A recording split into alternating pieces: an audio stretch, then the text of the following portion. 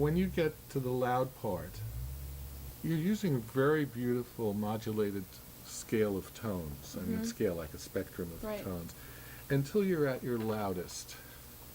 And then for a moment, I suddenly remember I'm listening to a horn rather than Bach. Yeah. Okay. It's just something to think about. If you could be a little more beautiful and impassioned on the loud sounds. Can I try that? Yeah, of course. I'll go from the last line.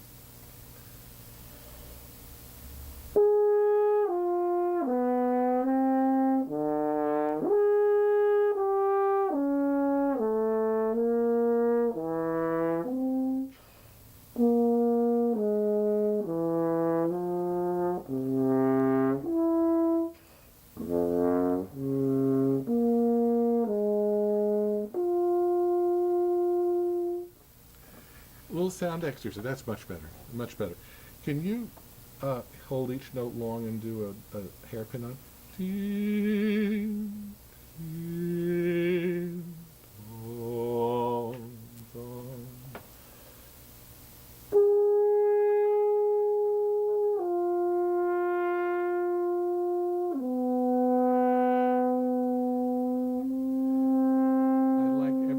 At the end of the decrescendo going into the beginning of the next note's crescendo.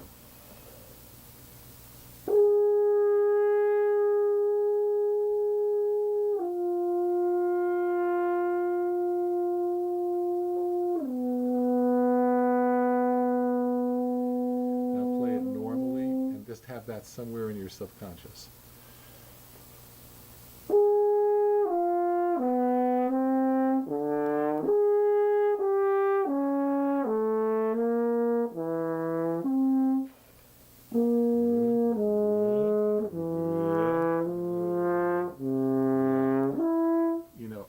I mean, that was a little apparent at the end that you were doing it, but if you can keep that more subliminal, that'll keep the thing pulsating and alive and might give you that beautiful sound.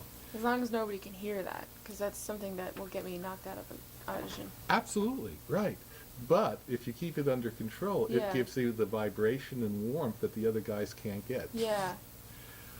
And most of the beautiful things we do in music are illusions. Like even pitch is an illusion. The fact that you hear that means that you're not hearing 440 little individual pulsations of sounds. Right. Because technically the wave changes amplitude from 0 up to its maximum and then back down to 0.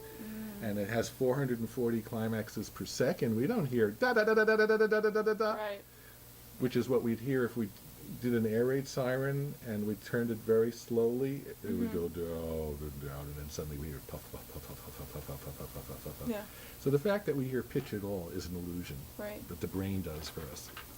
Now, the low notes. Picture the cellist. Mr. Spatial here is in trouble. So, change to a different string. Da da da da. T. He's not, or she, or it, the cellist is not trying to masquerade the fact that they suddenly are going to a low note. They're actually using that as part of the dramatic power. Right. So what I'd like you to do is play me this note, and can you play it in this octave, this octave, this octave, and see what's the same about them all. And now make it the same. Now an octave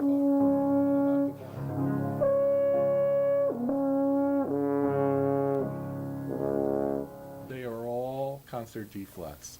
Right. So you have all the way down there, but still it's a concert D flat. But don't be afraid to go over from one string onto the other on the cello.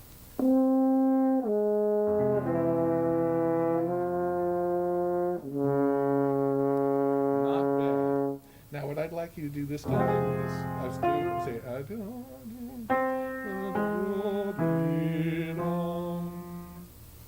place the note in your head.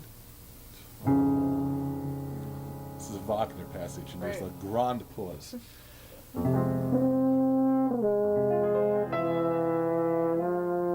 just up and out. Boom. Like you're playing. There it is. There it is. How would you start the sound if it were an octave higher? Try to use that same principle for the lower octave.